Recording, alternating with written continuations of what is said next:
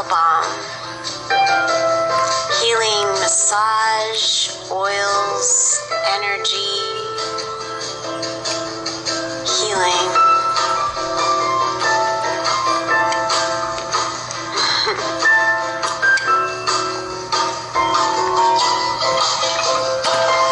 And it's a beautiful day in Vancouver here.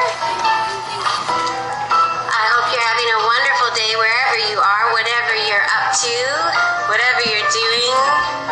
Welcome to the Sparklebalm headquarters. Woo! And today we are having a special guest visiting us from the front line. Woo! Now she's not a nurse. I think her title is a special type of specialist. I'm gonna plug in. Okay, I'm gonna plug in my headset here. Done.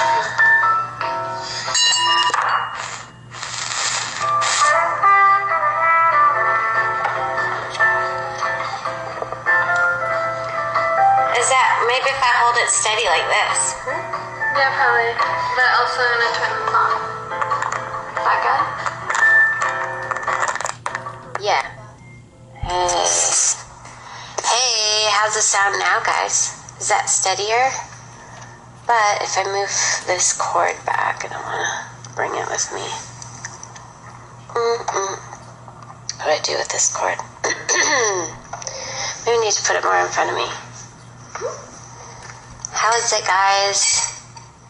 Hello, welcome to Sparklebalm Healing Headquarters here at my home. Today we are having a special guest. Hi, Ingrid. Our special guest. Our special guest is a little confused. She's trying to find the rabbit hole, guys. Help her find the rabbit hole. Which is past 420. Okay, are you on here?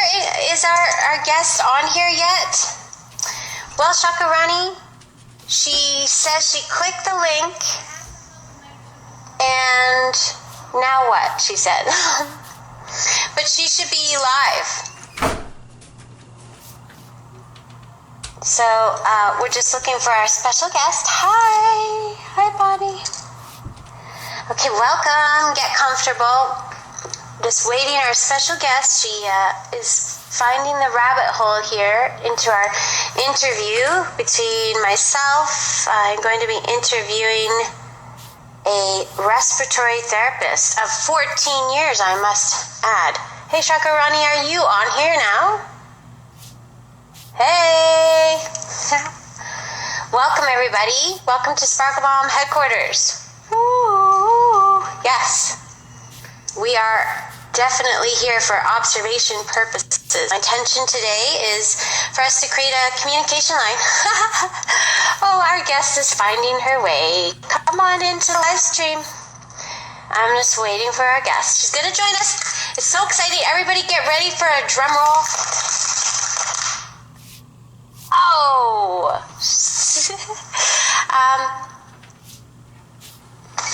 Whoa! Hold on to your horses here. Let's see if we can find her.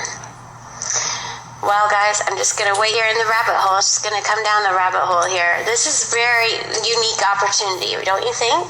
I just reached out and I said, are you willing to give me an interview? And she said yes. She was quite, oh, there she is. Our special guest is coming in. Is everybody ready? So I'm going to introduce her a little bit to you, but she's been working for 14 years as an RT, which is a respiratory therapist. I believe that's a specialist, and a specialist in the pandemic situation we're finding ourselves. I find it quite relevant that we're here able to create this line of connection. Yes, you did. And I'm going to let you in on a little secret. I'm here to broadcast 100% divine love. So I'm here intending that we create a line of communication with the frontline worker during this pandemic, just to help everyone feel a little more familiar with each other, and that the communication line is an alliance for the good of mankind. So let's see what we can do here. I'm going to add you in, Ingrid, and we can introduce you. I could even add in my own cat. How about that? Oh, no. It says you're unable to join. That's interesting. Let me see if I can search you and join you that way. Do you think it's because there's some sort of something to do with your camera, Ingrid? You can see me, right? You're on the live stream. I don't know. Why is that happening? Do you know why, Shakarani? She's unable to join even though I can see her there. She's a viewer, but for some reason, unable to pick up on this video here. Uh-oh. Yeah, I know. Yeah, that's weird, right? Okay, so, and I know, and I just practiced this with someone else's account, and I even can, Rachel, do you want to come and say hi? Okay, so see that? Someone was in there, was able to join in if I wanted to add them in, but for some reason,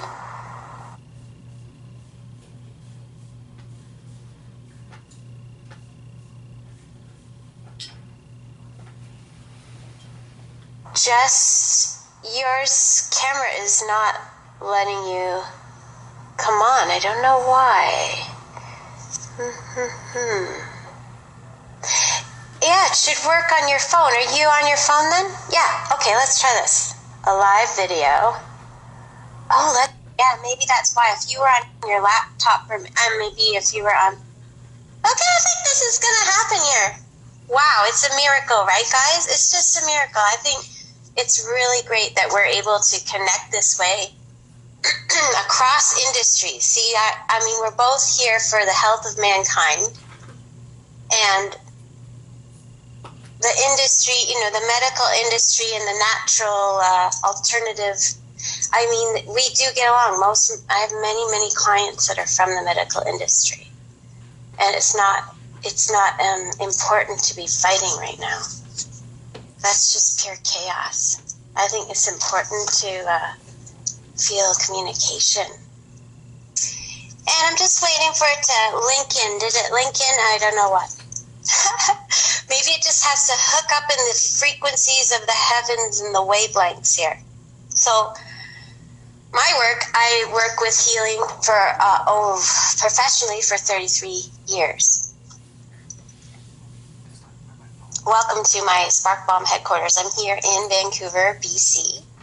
And we're having a special guest. The rabbit hole is thick today, guys, so don't mind the brushes. We're just clearing the technology, and this tends to happen when exciting things are going on.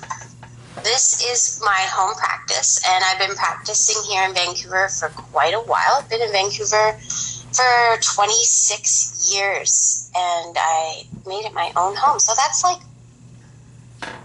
than half my life, okay? So I'm pretty much a Vancouverite, and I've been working in healing and massage for a very long time, even before I came to Vancouver. And I love cats. We have lots of questions today. We have lots of furry friends here. And I'm welcoming Ingrid. I know, technology, right? So she's trying to find her way in here. We've almost found her, right? It was working, right? Let me see if I can add you. Hold on. Yes! Hold on, don't move. Oh my gosh. Is this it? Is it working? As I just tinker along here with... Okay, it says it's waiting.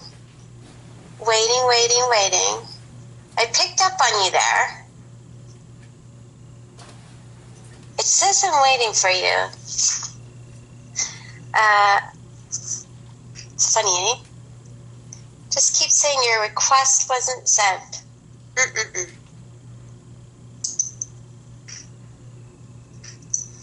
Okay, everyone just put their positive light into this situation and see if it's time to open up this interview or not. Isn't it funny? Boo! It is time! Did you see that? What good timing! Oh, wow. Nice to see you in live stream. Wow, welcome. Is this your first interview? Not my first interview, but definitely my first on Instagram, so. Yeah, how fun, right? It seemed easier. YouTube is not like it used to be, and I was like, wow, Google Hangouts doesn't operate the way it used to. Can you hear me all right? Yeah. Okay, great. So I was just attempting to share what your title is about and what your role is about. I understood that, we follow each other on social media, and I just saw, oh, she's just around the corner from me. So we're like in the same neighborhood, right? And you're on the front lines of this crazy pandemic, and everyone's in a bit of a roller coaster ride. I wanted to see if there was a way to hear from the inside there. Anything. Give us something, I know you have such a good sense of humor. It comes across in your social media, and your attitude just comes across. So I was like, what? I want to hear from her. She seems like a jolly person, and I want to hear something, because we're out here every night. How does that feel to you? Like, we're out here every night, Vancouver, just cheering on the whole staff, right? Yeah, that's so wonderful. Yeah, you can even hear it in my neighborhood now, and it was really quiet here before, but now it's just everywhere, and it really is wonderful. I know that my colleagues who work 12-hour shifts, they go out at 7 o'clock, right at shift change, and there's the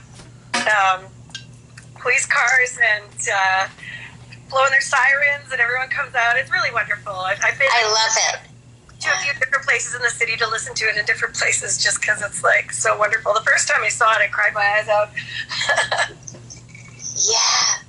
Yeah, it's like so unifying what we're going through, and every opportunity that we have something like that, and that's been very consistent. And I just feel like, whatever you're doing, you just drop everything and just cheer in and cheer each other on as a community, as a city, and the whole world is doing it, right? Like, it's very powerful.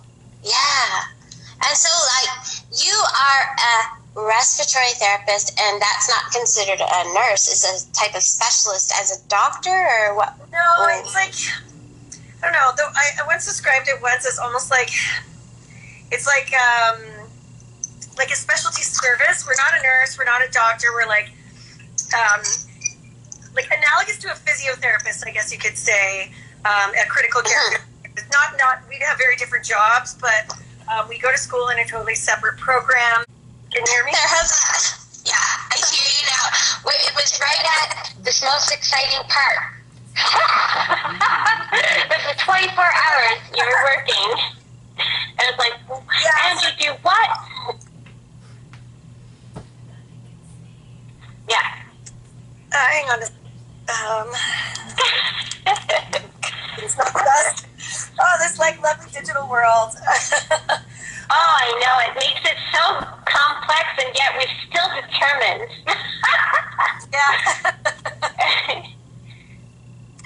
So our job is pretty incredible. Like, we're the ones who deal with the sickest patients in the hospital. And this is like our just regular day-to-day work. But, we run the breathing machines. We put in the breathing tubes. We take them out. We're part of the Code Blue team. We work really closely with doctors on patients who need oxygen, who have trouble breathing. We do CPR. We're dealing with all the artificial airways and oxygen and everything. So it's a very intense job to begin with. And in the middle of our respiratory epidemic, all of the most high-risk procedures are the ones that we do on a daily basis. So we're right at the front of this particular crisis. Wow. And when did you first notice this happening? Like, what date? Do you remember the date when you're like, whoa, we're stepping into a whole nother situation? Yeah, I think we'd all heard about it, and we were thinking about it, but it felt like it was far away. And, we've been through two one epidemic and one pandemic in my career, H1N1 and SARS, and it's interesting because. And you were saying in West Africa as well, you'd been through Ebola. That's correct. I worked in an Ebola treatment center for 6 weeks when that was going on. And this one is just like a whole different animal. I don't remember I remember being concerned for my safety when I was working with H1N1 patients and Ebola patients, but I was never like, it didn't like take over the world. You know what I mean? So this is, so I think it was, as the educator for our department, there was this day, it was February, it was the Thursday after, so the 14th. So the 14th was on a weekend, and it was the Thursday after Valentine's Day.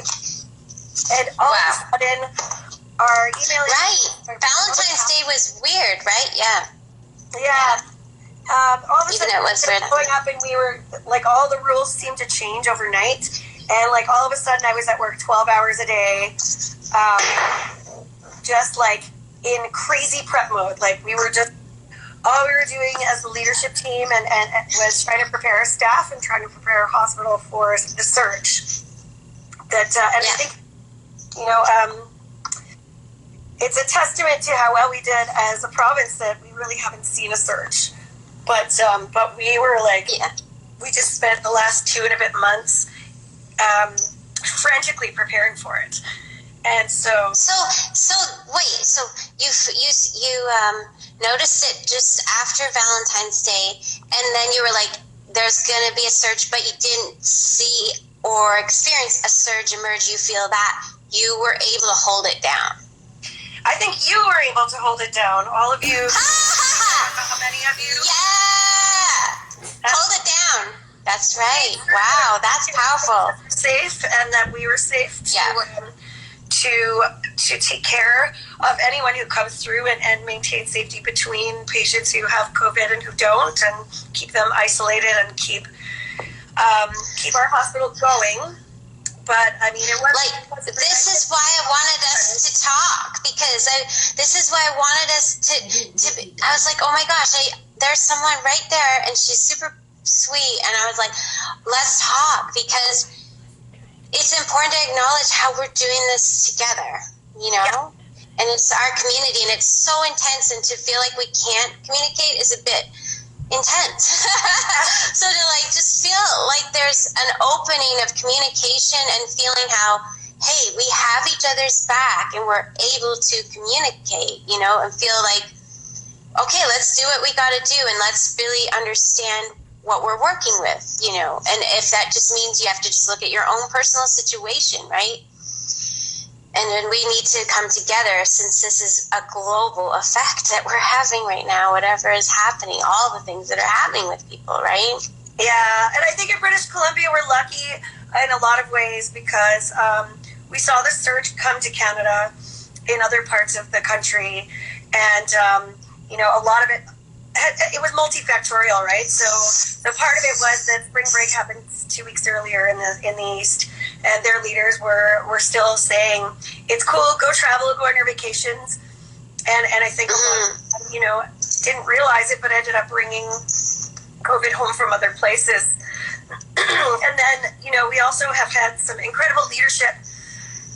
Excuse me. Sorry, I've got allergies. Don't worry, I don't have COVID. It's hay fever. Exactly. That's what I've been doing too. I've been sneezing, and because there's pollen, right? It's like fever. It's hay fever. But as I was saying, Bonnie Henry, she's such an incredible leader and trusted. And when you have a leader that you trust, then you tend to listen. And then on top of that, we have a city that has decided to follow the rules for the most part, and support each other, and really just kind of hunker down and do the work that needs to be done. And I really liked what she said at the very beginning of the pandemic. That was at least the very beginning of the pandemic here, where she said it's hard to feel like you're. Oh no, it wasn't her. It was a doctor in Chicago. It's hard to feel like you're saving the world watching Netflix from your couch, but that's exactly what you're doing. Without taking drastic measures, the healthy and optimistic among us will doom the vulnerable. We have to fight this fire before it grows too high. These extreme restrictions may seem, in the end, a little anticlimactic, because it's really hard to feel like you're saving the world when you're watching Netflix from your couch. But if we do this right, nothing happens. Yeah. A successful shelter in place means that you're going to feel like it was all for nothing. And you'd be right. Because nothing means that nothing happened to your family. I remember that really resonating with me because, we were working our butts off, but at the same time really recognizing the efforts that others made as we were coming to work and working our butts off. And, my staff were all terrified and, we felt like we were standing at the edge of a cliff, waiting for this. Right. This wave. So it's been very sensational and just waiting to catch if something falls. Yeah. That's what you're saying. So did you feel like the curve in BC, or through your experience to you, the curve's fairly flat? It is definitely flat. Would you say? A small, we did see a mini surge, I guess you could call it, at the end of March. I think March 26th was the peak for my hospital and health authority for the number of cases that we had in hospital. And it's just been kind of, there was a good sized peak, and then it just kind of leveled off, and it's just sort of been very slowly dwindling since then. Like, as you hear Dr. Henry every day, new cases, and it seems to just keep by just a couple at a time, but it is getting smaller as we go along. And I think it is time to start testing the waters and re-entering society in a measured, slow, and careful way. Not all just dive bombing out into the world again, but baby steps and slowly opening things up, because we need to do that. This isn't sustainable in the long term, but I think her plan and the way that she's laid it out, it makes sense, and I think it seems to be something that BC can get behind, which is really, it makes us feel better for all of the hard work that we put in, and tears that were shed, and furniture I almost threw a few times. Wow, so much emotion. Yeah. Well, so does she actually, does she communicate to you, or does she visit you, or how do you have a direct contact with Dr. Bonnie? No, we don't. I'm sure that our coastal health leadership does, and they relay information. She's responsible for the whole province, so. Yeah. Okay. Yeah. So your direct contact is that just from what you see in the briefings, right? Yeah, and we have what you're saying from medical leadership. Like what we've all seen. You haven't had an inside discussion with her compared to just seeing what the public sees, right? Yeah. Is that what you're saying? Okay. Okay. We do have a group within our health organization, and they are in touch with us 3 times a week. We have virtual town halls Monday, Wednesday, Friday. We do all kinds of have all kinds of communication from at the organization level, so that makes us feel cared for and informed. And speaking of cared for, wow, the amount of appreciation. When did you start noticing, the 7 o'clock bells was something that happened more in March, right? It started to happen in March, maybe a month after people started coming with their shop. It started to do something like that, right? When did you start to notice the flood of appreciation come in? Well, I have to say, I'm very grateful. I have an incredible circle of friends who knew just from me telling them that I was really struggling. I was just working long hours, and it was incredibly stressful, and we felt a remarkable amount of responsibility on our shoulders. And so, my friends who were working did these things, they organized a meal train so that me and my colleague Alan didn't have to cook for ourselves. And so people would come and just drop off meals on our front porch every couple of days, and just that thing. And just the outpouring of support online, it started almost right away. As soon as everyone kind of locked down, people decided to start just putting it out there that they were supporting all of our healthcare workers. And you start seeing signs in the windows and all of these different businesses doing these cute things for healthcare workers. And then, now what the coolest thing that I love the most is all these little. That's what I want to know. What are some amazing cool things that you're like, oh, that's super cool. Well, there are all these of people who are using their non-healthcare worker brains to try and help the effort. So whether it's from people sewing masks at home, to groups of engineering students coming through our hospital with prototype ventilators that they've built from scratch, which just blows my mind. Whoa! I can't. That's. Oh, so they built it from scratch to gift to the hospital. Yeah. So basically, what they're doing, it's functions. But yeah. So what we've been doing is helping them to design. So they come in and they're not respiratory therapists, they're not clinicians, they're engineers. But they come in with these prototypes that they built, and then we take the time and sit down with them a little bit and look at the features and have discussions with them on what they can improve. And they may not be ventilators that we use in Canada, but certainly there are so many the discussions on the table. Yeah, and it's impossible to get ventilators now. So so you did get ventilators in, or was that the demo of was that what I saw a picture in your Instagram, you were showing a ventilator. Was that one of those ventilators? No, it's one of the ones you use? Yeah, it's one of the ones we use every day. Yeah, those are pretty sophisticated. The ones that these students are building would probably be more for a simple case patient. Just more of a demo or last case scenario. Eventually probably used for places that can't afford, in lower resource environments. If we can get them working well and safely, and they're purposely building them for $1,000 instead of $70,000, which is what our ventilators cost, Wow. Some of them anyway. So I think they're making the world a better place. They're creating resources for places that might not normally have them, and we're happy to help with that. So it's really fun to see that ingenuity and creativity and desire to help. And even we've seen some groups who are building PPE out of snorkel masks, for example.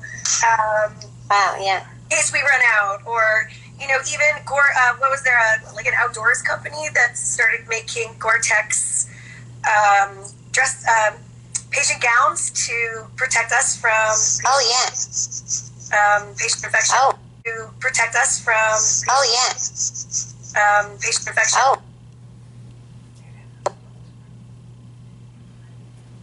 How can I help?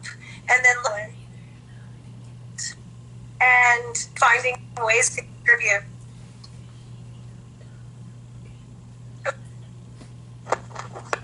I lost you for a sec. Elon Musk, or are they somewhere else? That's a popular question. Can you repeat that? You cut out for a sec. Oh, do the ventilators come from Elon Musk, or do they come from some other company? Because, everyone's talking. Oh, yeah, Tesla made a ventilator. I saw a picture of it, but we didn't get any here. But that's not what we get here. That's just. No, I don't know if they're available in Canada, but. Do we make our own ventilators in Canada, or you're getting them imported? For the most part, the ones that we personally have are imported. I know there are companies in Canada that build ventilators. There are, probably hundreds. Yeah, there's a lot out there. A lot of medical equipment. Yeah. Is it through IBM, or is it different? No, it's not through IBM, right? Okay, like private medical equipment. Yeah. Okay. So yeah. Sexy. What was that? I said I did see a picture of the Tesla ventilator, and it's pretty sexy. Yeah. Oh, it's slick, is it? Yeah. Okay. Yeah. So, are you working with the ventilators? Is that the most common piece of equipment that you're working with all the time, even before the pandemic? Oh yeah. That's kind of our bread and butter. Yeah. That's what you're doing. You're like that's your technique that you're overflowing. Is it busy in the hospitals right now? In your hospital, like the hospital here, is it actually busy, or is it, calm and pretty quiet overall? Is like, do you feel like you were saying we don't need to keep having the lockdown, but you're saying let's open cautiously, right? Because you're not sure if there's a surge. The curve is pretty flat, but let's be cautious. You're saying, Yeah. right? Is it because you feel like the hospital's pretty quiet now? Okay. Yeah, so no, not quite, and don't misunderstand me. I'm not saying that lockdown should end. What I'm saying is that that I think having a slow and measured, planned reopening of some services, and then just little by little, right? Like we're doing. So we're not ending the lockdown here, but we are slowly sort of reopening things in a very planned and safe way. And that is because we have flattened the curve, yes. And again, I cannot reiterate enough that is you out there who've done that. Pat on the back. So the important thing to think about is it was very, very busy, and then it calmed down a little, and now it's getting quite busy again, but in a different way.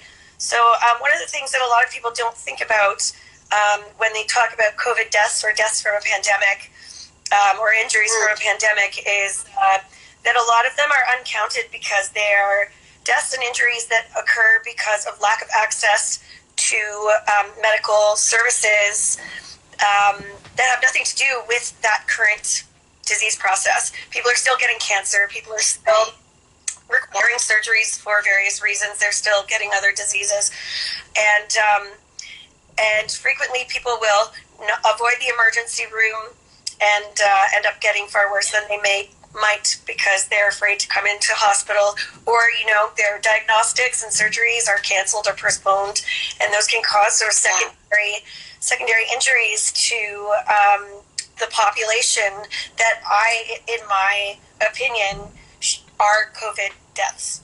If you die because you couldn't get something you needed,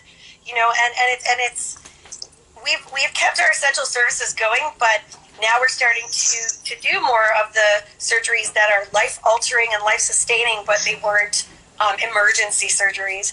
And so things are getting a little busier now for us.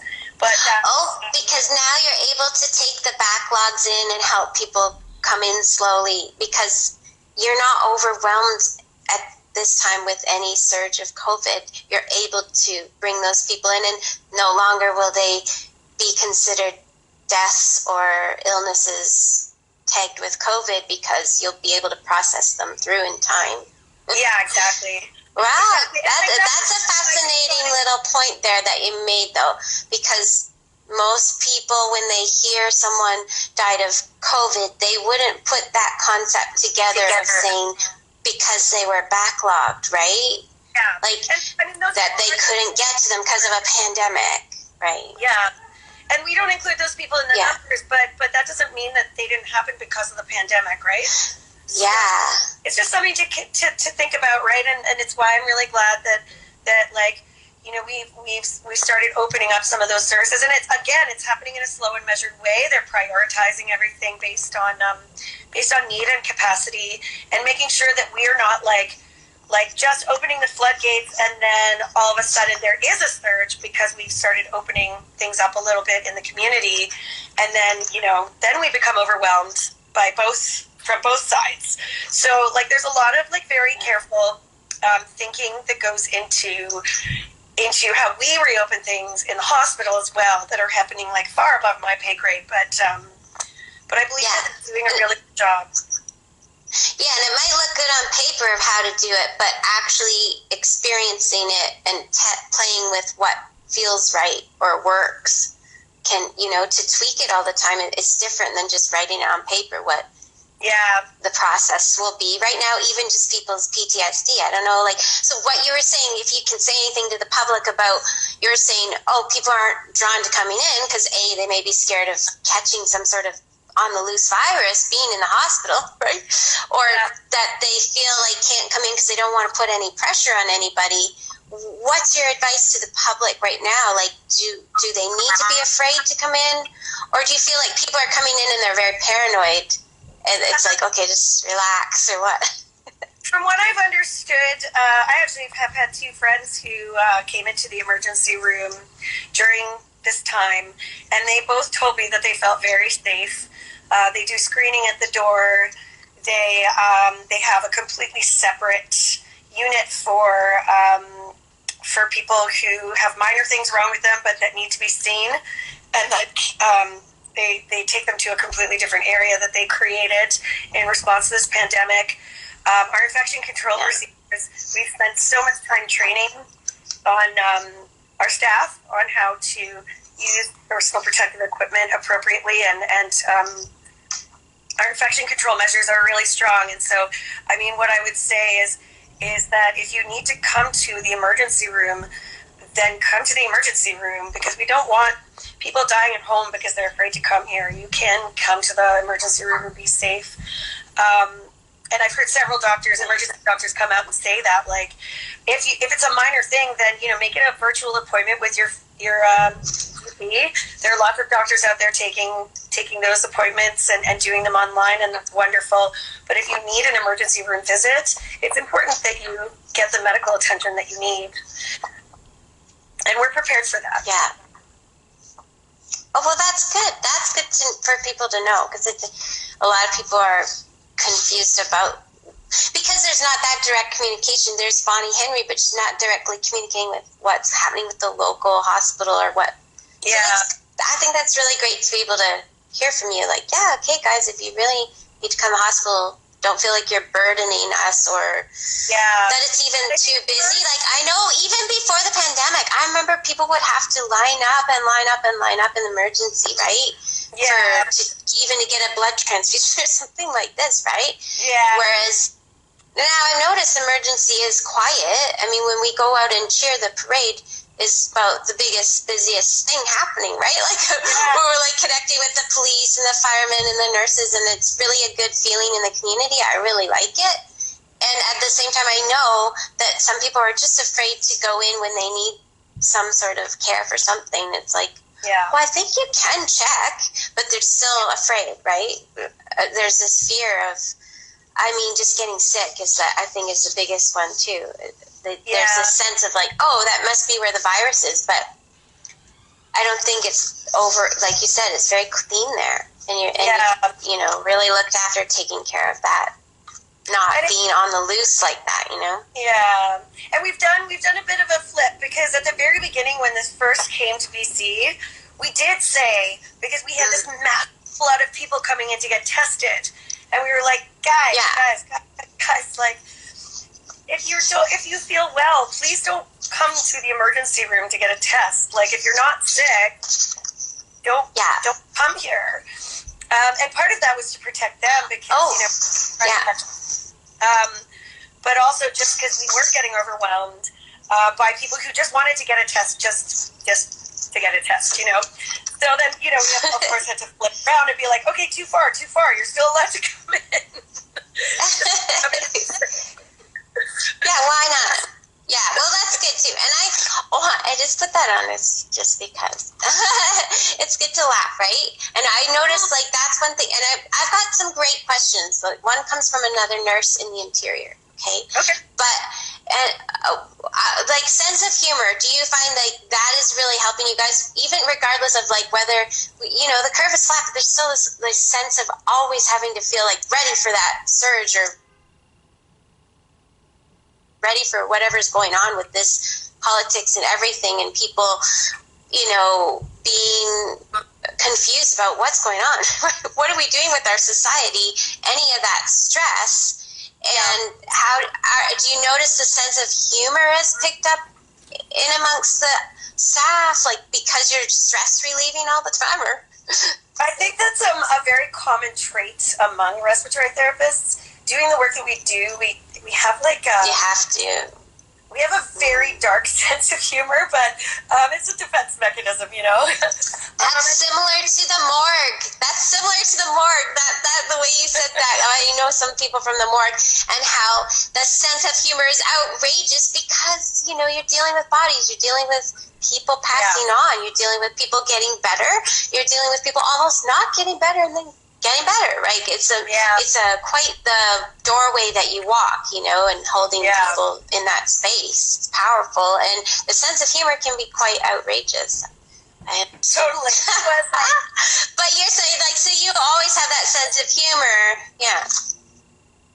Yeah, there was. And this pandemic, 5 or 6 weeks where, in this pandemic, where morale was a little on the low side. You know, people were scared, stressed. We were giving them new information. Felt like the rules kept changing, and we definitely kind of lost our sense of humor for a few weeks. But I've noticed. Yeah, there was no shock. Yeah, but I feel like in the last little while, like the morale has been improving. People are feeling like more confident. They feel more confident working with the virus.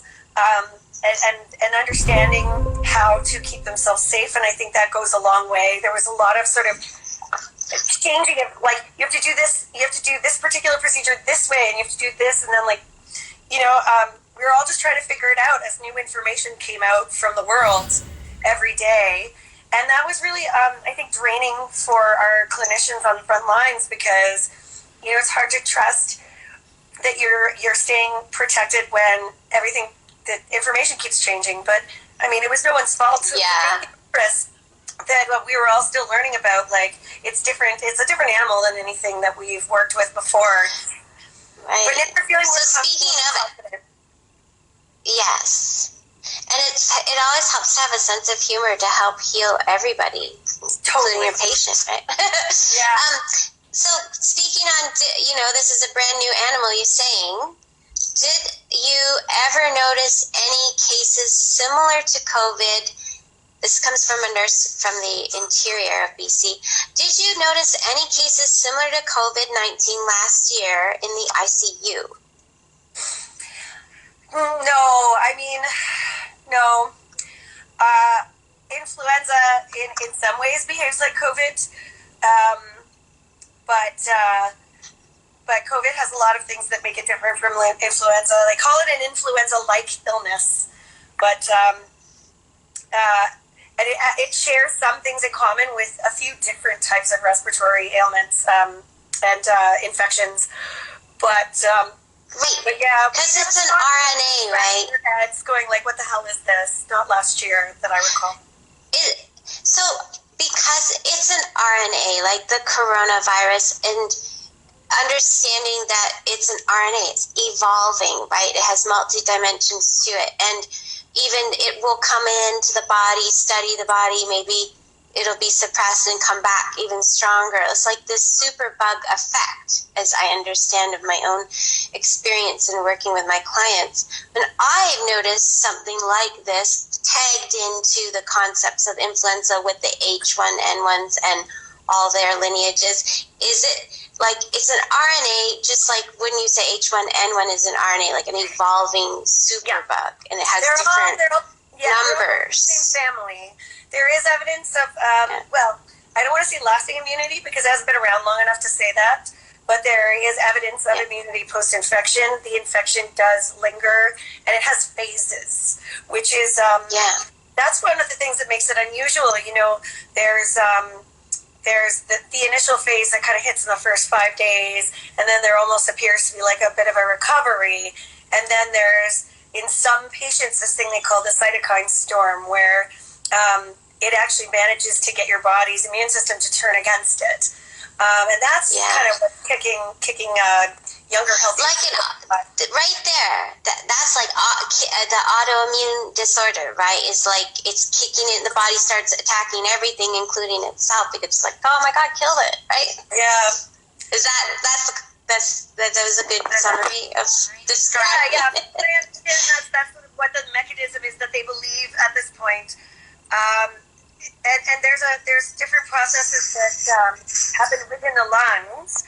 Where they're sort of like they're talking about having different phenotypes. So there's actually like your lungs could react one way where they're still like functioning very well, but they just like in other ways they're still stretchy and able to expand, but they can't get oxygen very well. And then there's it's very much like a typical injured lung that we see from influenza or other bacterial infections, or inhalation, things like that.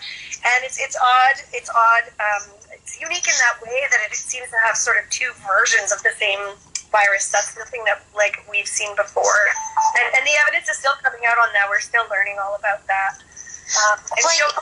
You mean by it has two versions, that it switches versions within one person, or it comes in different people in different versions? So both. And we're not sure what the mechanism is. Oh, okay. Right. So you're just observing this, yeah. Yeah, the same virus appears it can be one type and then convert to the other type. And sometimes you get one type, and we don't know enough at this point. I haven't read the research in the last week, and it changes so fast. But from the research in a week ago, it's super fast. Yeah, there's just data pouring out from all over the world. Another wonderful thing that's come out of this is this confusing pandemic. It is confusing, but there are like hundreds of thousands, maybe even millions of people who are like working night and day to try and figure this out. Out with the world. Yeah. Wonderful. But I think most of us are, if we're not passed out, even then we're like in our sleep, like, what is this? Even if we're in denial, we're all sort of processing in such weird ways, right? Collectively. The scientific community has really been so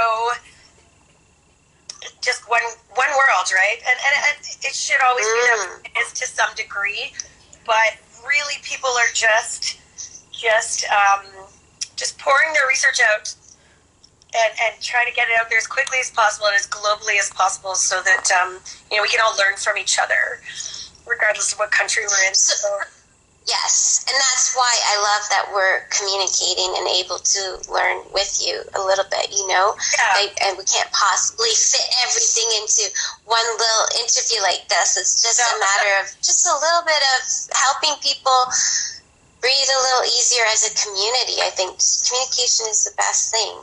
So here comes another question, and it connects to what we were talking about. How are you doing for timing? Are you still feeling comfortable? You want to go another? You're good? You having fun? Okay, good. Yeah, it's great. This is important. Okay, so I know, it's like, this is fantastic. This is like epic, classic. This is so beautiful. I love it. Okay, so how high has the highest temperature gotten in this specific strain, I guess, with a fever? Someone wanted to know. It's a good question. If that's a weird question. Is it? That's a really interesting stat. What is the highest you've seen in these case scenarios with the COVID? You know what? I haven't. My role in this particular pandemic hasn't been a direct patient care, because I'm in a sort of a leadership role within my department. So, that's the one thing I forgot to mention, that you lead 130 people. Yeah, and the staff educator. So I'm part of a leadership team for our department, and I work really closely with our professional practice lead, Elan Natras, and our manager, Dan Sandberg, and then our wonderful charge therapists, who are basically like shift managers, who are incredible leaders as well. And so you're like a superintendent, right? Yeah. So we're writing the rules and teaching the stuff, and so I don't actually have any patients of my own, so I actually haven't taken anyone's temperature again. Well, there's an interesting quiz for you. Now you're going to be like, tomorrow you're going to be like, hey guys, what is the highest temperature? That's like a little, that's just a cute little, what's going on? Because some people are like, oh, well, some people are getting hay fever going, do I have COVID? Right? Yeah. What's the highest temperature? What is the main, It's hard being, I totally understand, like, having really terrible allergies myself. Like, I really understand when people get the sniffles and then they get scared. And, you're all in doubt. Like, I know, like, my eyes get swollen and I get a little throat cleary, but that's my allergies, right? And I know what that is. I've had it for 2 decades. But if I had any doubt, I would just go get tested. And that's available more widely to the public. That's available? It is available. Okay, so now it's available. And is it painful, like up the nose and behind the eye? Is it still like that? If I wasn't taking antihistamines, it would be, but Claritin is a wonderful thing. The okay, your antihistamines. No, I mean with the testing. You said you could do testing now. It's available? You're like, pleasant, but not painful. It is. Okay, it is the one that goes up into the, it's painful. Yeah, they go till they hit resistance, apparently, so. Whoa, that's like, that's up there. Crazy. Okay, that must just be for people who want to get an adrenaline rush to go test themselves, but some people are now able to. Like, I'm not excited to go do that. If you're I am excited to be like, that's right, I combated it already. Like, I am excited to say that, but I'm also concerned about putting something that far up my nose. I don't really want to. So those tests are just for active infections. I know, I get it. Right. Those tests are actually for active infections. So we haven't come out with public serology tests yet, although I do know that research is ongoing. They are testing the efficacy of the serology test, so where they test for your antibodies to see whether or not you've had it. Right. That's more of a naturopath type of test, right? With looking at the blood. Which is why they have come out and said, Bonnie Henry and our public health officials have come out and said that if you are symptomatic, those tests are now available to you and they weren't before. So, so that is so you are correct. Like, at first they were like, no, if you don't need to be in a hospital, just stay home for 2 weeks. Talk to anyone, don't see anyone. And but now there's more tests available, and there are now testing stations or clinics, or are they like a walk-in clinic? The 811 number is where to find out exactly where those are. I know there are places we're seeing. But something that's systemic and lowers your immune system, I mean, if I would guess that would like to get tested. When did they decide, okay, better head to emergency? When it's really like, okay, I might not breathe tonight, or when would you say is a good sign? If you're feeling short of breath, or just very unwell, if it feels like a cold, like common cold, because the vast majority, it seems like a large percentage of the population, from what we're being told from our public health officials, that a lot of the infections are quite mild and feel like a cold, or even maybe just like a flu. But any shortness of breath, where you actually feel like you're deteriorating rapidly, heavy chest, dizziness, things like that, where you're feeling afraid for your safety, you need to go and seek medical attention and don't tough it out. Because especially in those who have comorbidities or risk factors for more serious illness, it can get bad. Do you that way? Yes, like something like, are you finding, how many are with autoimmune disorder? Like, is that a high percentage of people coming in that have the disorder and their immunity is already very weak? Is that very common to be found with this animal of COVID? I couldn't speak to like the percentage of patients who come in with that particular condition, I would certainly say that it's one of the conditions that I would be fearful of having and coming into contact with this virus.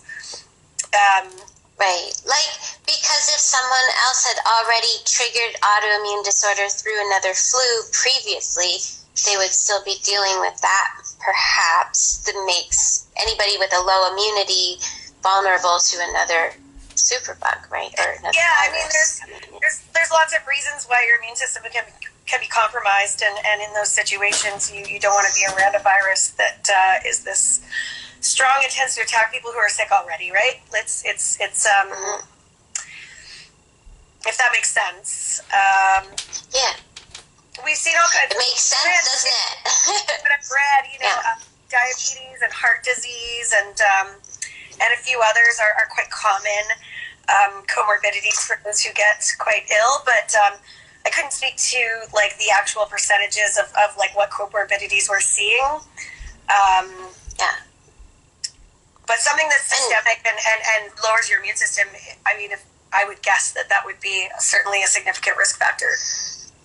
But you don't know for sure if that's really a high percentage of the people that are catching it. Like, if there are underlying issues, that's not necessarily the most common one why someone's susceptible.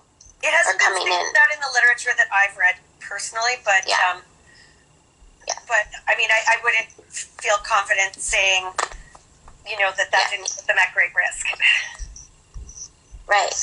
Ooh, this is like another puzzle.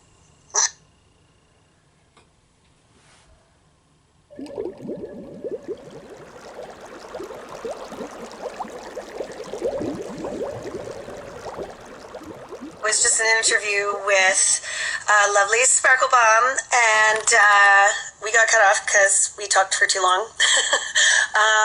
So I just wanted to say thanks for tuning in, and I hope that I did a good job explaining things to the best of my knowledge. I'm not a doctor or an immunologist. I can just tell you things from my perspective as a respiratory therapist. But I really enjoyed your questions, and please stay safe out there and trust your public health officials, and let's keep getting through this together. I appreciate you. Okay, bye.